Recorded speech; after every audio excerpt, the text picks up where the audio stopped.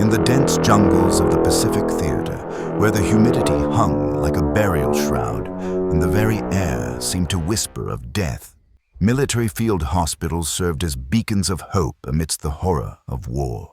These makeshift sanctuaries, carved from the wilderness with nothing but determination and desperation, were meant to heal the broken bodies that warfare left in its wake. They were places where the wounded found salvation, where skilled hands worked miracles with limited supplies, and where hope flickered like candlelight against the overwhelming darkness of conflict. But some hospitals weren't what they appeared to be. In the fog of war, when communication lines stretched thin and supply chains crumbled under enemy fire, desperate decisions were made. Decisions that would echo through decades, whispered in veterans' halls and buried in classified files. Decisions that transformed places of healing into something far more sinister. Tonight, we examine 3 accounts from the Pacific Campaign of World War II. 3 testimonies that suggest not all army hospitals were dedicated solely to the preservation of life. These are stories of medical facilities that allegedly served a darker purpose, where the line between healing and horror became disturbingly blurred, and where the dead were buried not with honor, but with haste and secrecy. What you're about to hear challenges everything we think we know about military medicine in wartime. But in the Pacific, where reality often exceeded the bounds of imagination, perhaps the most disturbing truth is that these accounts might just be true. If you're new here and want more documented accounts from the fog of war, consider subscribing. We dive deep into the stories that military historians often overlook. Now, let's step into the steaming jungles of 1944, where healing hands may have done far more than heal.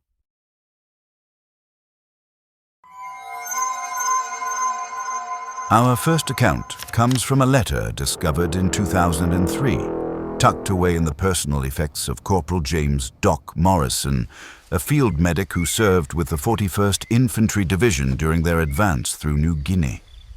The letter, never sent, was addressed to his wife back in Oregon.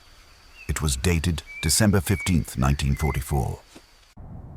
Dearest Helen, I don't know if I should write this or if I'll ever send it, but I need to tell someone what I've seen, what I've been part of. The censors would never let this through anyway, but maybe someday you'll understand why your husband came home different. We established a field hospital 3 clicks west of Hollandia about 6 weeks ago. Nothing special, just another MASH unit set up in some abandoned Japanese buildings. The docs here are good men, real good. They've saved more lives than I can count, working with barely enough supplies to keep a cat alive. But Helen, there's something wrong with this place. Something that goes beyond the usual horrors of war. It started with the terminal cases.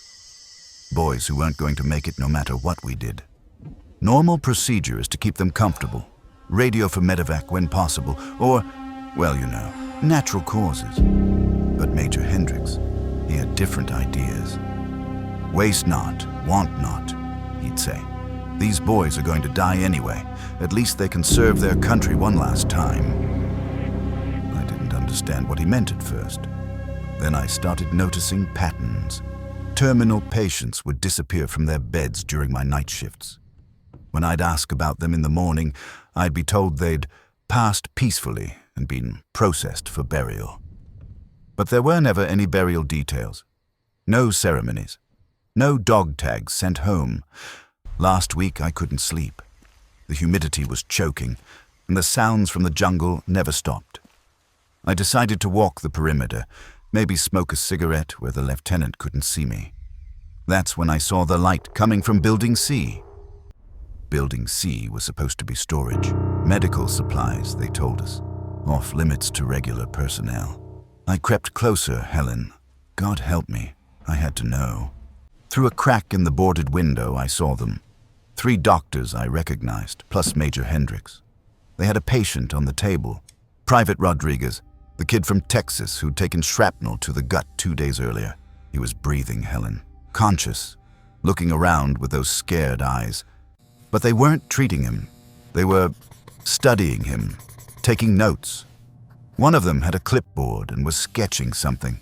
Another was preparing a syringe with something that definitely wasn't morphine. Rodriguez tried to speak, but one of the doctors placed a hand over his mouth. "Shh," I heard him say. "This will help the war effort. You're going to be a hero." I should have done something. Burst in there, raised hell. But I froze, Helen. I just stood there like a coward while they... I can't write it. I won't. The next morning, Rodriguez was listed as KIA, battlefield casualty. His family will get a folded flag and a telegram about their son's bravery. They'll never know he died screaming in a makeshift laboratory, not fighting the enemy, but as a victim of his own people. There's a plot of land behind the hospital. No markers, no crosses. Just disturbed earth that gets a little bigger each week. The locals avoid it. They say the ground is cursed, that spirits of the dishonored dead walk there after midnight. I'm putting in for a transfer, Helen. I can't be part of this anymore. If this letter ever reaches you, know that your husband tried to be a good man in an impossible situation. Know that I'm sorry for what I've seen and what I've failed to stop. All my love, James P.S. Burn this letter.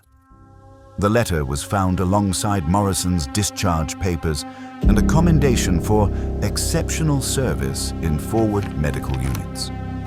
Military records show he was transferred to a stateside hospital in January 1945, where he served quietly until the war's end. He never spoke publicly about his service in New Guinea. Morrison died in 1987. His wife had passed 10 years earlier, never having received the letter that might have explained why her husband would sometimes wake up screaming about the experiments. What do you think happened in that jungle hospital? Was Morrison witness to legitimate medical research gone wrong, or something far more sinister?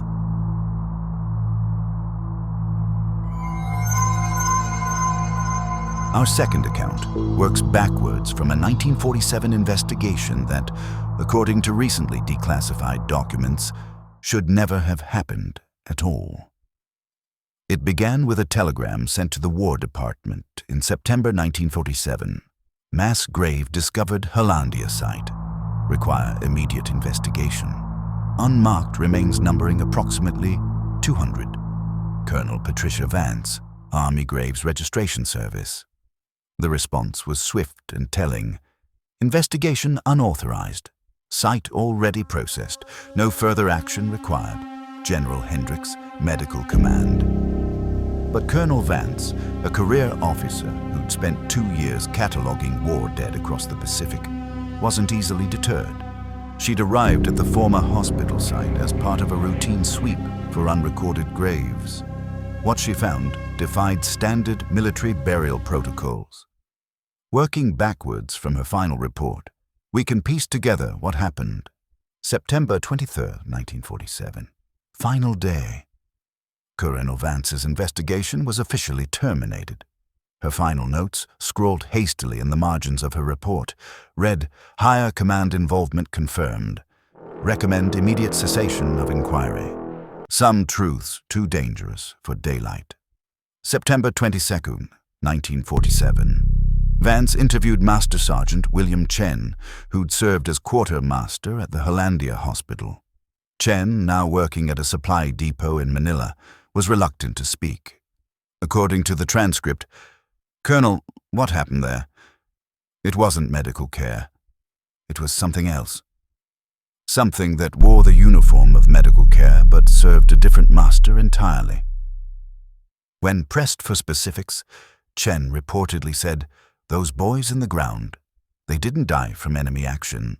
They died from curiosity. Medical curiosity." September 20th, 1947.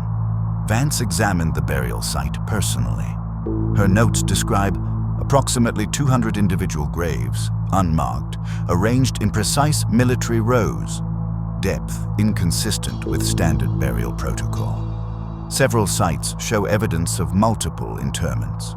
Soil analysis suggests chemical preservation attempts. Most disturbing was her observation about the remains. Skeletal evidence indicates subjects died at different times over extended period. Some show signs of medical intervention, surgical marks, injection sites, systematic removal of specific organs. September 18, 1947. The investigation began when local residents led Vance to the site. Through an interpreter, they told her stories that had circulated since the war's end. The spirits here are angry. They were not honored in death. They were used in death. One elderly woman, identified only as Marta in the files, claimed she'd seen the graves being dug during the war. American soldiers brought the bodies at night, always at night. Sometimes the bodies moved, sometimes they made sounds. September 15, 1947. Vance's original assignment was routine: verify that all American war dead had been properly identified and repatriated. The Hollandia site wasn't on any official list of burial grounds, which should have meant it contained no American remains. But the preliminary survey immediately revealed American military dental work, uniform fragments, and dog tags. Tags that belonged to soldiers officially listed as missing in action or killed by enemy fire. The investigation's abrupt termination came with a personal visit from General Hendricks himself, the same officer who'd commanded the medical units in the area during wartime. According to witnesses, he arrived with a small security detail and spent less than an hour reviewing Vance's findings before declaring the matter resolved. Colonel Vance was reassigned to administrative duties in Washington, where she spent the remainder of her career processing pension claims. She never spoke publicly about Hollandia, but her personal papers, donated to the Army War College in 1982, included a single note tucked inside her service record. Some experiments are too important to let ethics interfere. The men who died at Hollandia died for science, even if they didn't volunteer for it. History will vindicate their sacrifice, even if it can never acknowledge it. The signature was her own, but the handwriting was shaky, uncertain, as if written by someone who didn't quite believe her own words.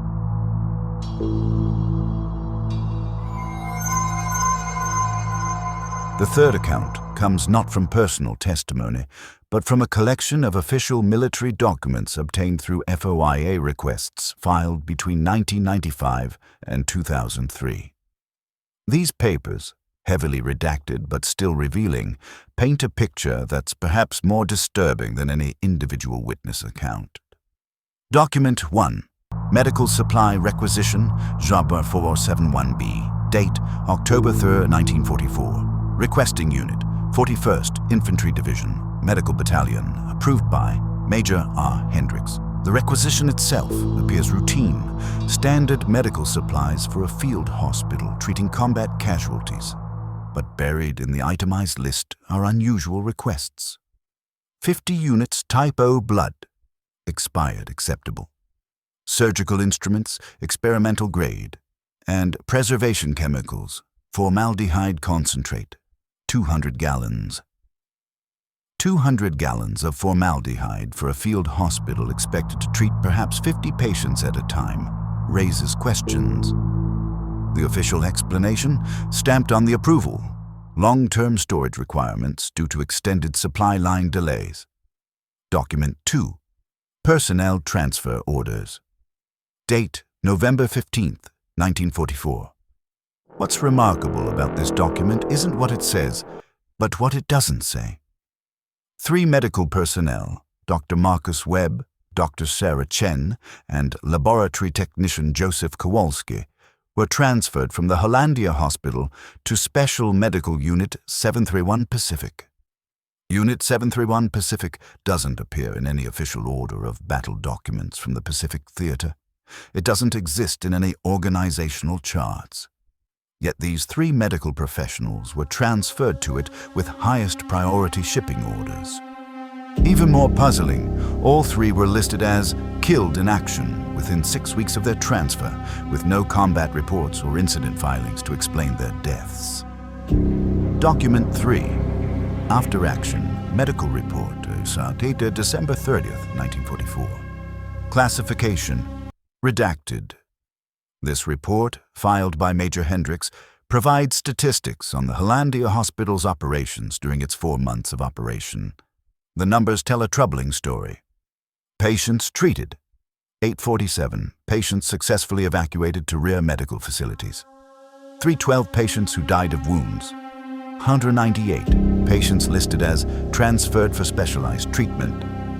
337. The mathematics don't add up. 847 patients treated, but only 510 accounted for in the first 3 categories. What happened to the remaining 337? The report's appendix, mostly blacked out, contains a single readable line. Specialized treatment protocols achieved 73% data collection success rate. Recommend expansion of program to other forward medical units. Document 4. Witness statement. Date: January 12, 1945. Witness: Captain Marjorie Stevens, Army Nurse Corps. Classification: confidential. Captain Stevens served at the Hollandia Hospital during its final month of operation. Her statement, taken during a routine debriefing, contains passages that clearly made someone in military intelligence uncomfortable. Redacted was told these patients were being transferred to specialized facilities in Australia. But I never saw transfer orders. I never saw transport arrangements. They would simply disappear from their beds during night shifts, and we were instructed not to inquire further. Major Hendricks explained that these were patients whose conditions required experimental treatments not available at forward positions. He said we were saving lives by allowing them to participate in cutting-edge medical research. But, sir, redacted. These boys weren't terminal cases. Some of them were walking wounded. Some of them were asking to call their families. Redacted doesn't match standard protocols for medical evacuation. I documented my concerns in my nursing reports, but Redacted ordered me to destroy those files. He said the information was sensitive and could compromise ongoing medical operations if it fell into enemy hands. Redacted behind the hospital, local workers told me it was where they disposed of medical waste. But medical waste doesn't require graves 6 feet deep, does it? Medical waste doesn't require individual plots marked with stones. Document 5. Investigation, termination. Order, date, March 15, 1945. Authority, General MacArthur's Medical Command. The final document in the collection is perhaps the most revealing. It's an order to cease all investigations into irregularities at the Hollandia Medical Facility, with specific instructions to classify all related materials at highest security levels, pending post-war review. The justification is telling. Ongoing investigations threaten to compromise essential medical research initiatives that may prove vital to future military operations. National security interests supersede individual case inquiries. The order was signed by 3 different generals, including one whose name appears on the requisition approvals for the hospital's unusual medical supplies. These documents raise more questions than they answer. Were the 337 transferred patients really sent to specialized treatment facilities? Or were they subjects in unauthorized medical experiments? Why would routine medical evacuation procedures require the highest levels of military secrecy? And perhaps most disturbing of all, if this happened at one field hospital in New Guinea, how many other medical facilities in the Pacific Theater were conducting similar research? 3 accounts, 3 different perspectives on what may have happened at a forgotten field hospital in the jungles of New Guinea. A medic's confession, an investigator's findings, and the cold bureaucracy of official documentation. Each tells a different part of what might be the same horrifying story. The question isn't whether these accounts are entirely accurate. War distorts memory, trauma creates false narratives, and time corrupts even the most honest testimony.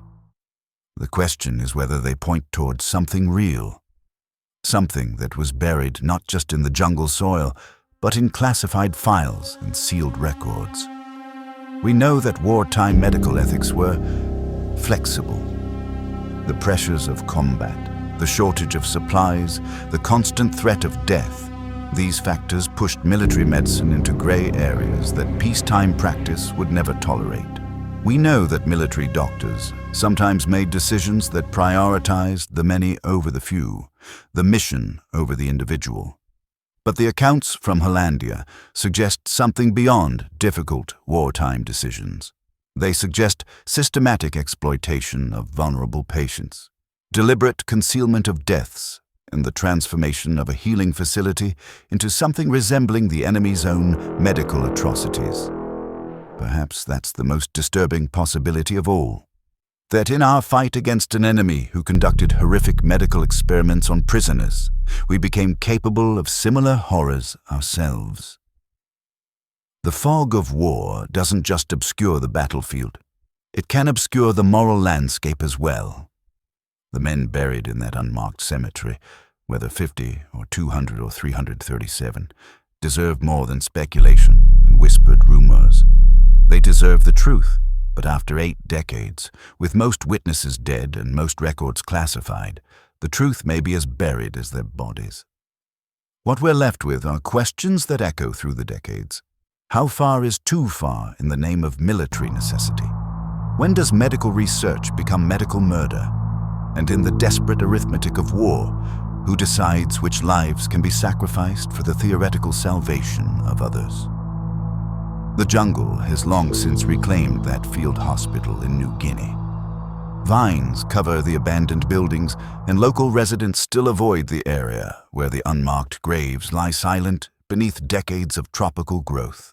But somewhere in classified archives, the truth waits, patient as the dead, persistent as guilt, and as haunting as the screams that Corporal Morrison took to his grave.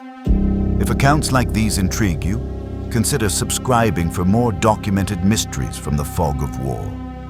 These stories are presented as submitted accounts and legends. Interpretations may vary. All events described should be considered alleged and unverified historical accounts.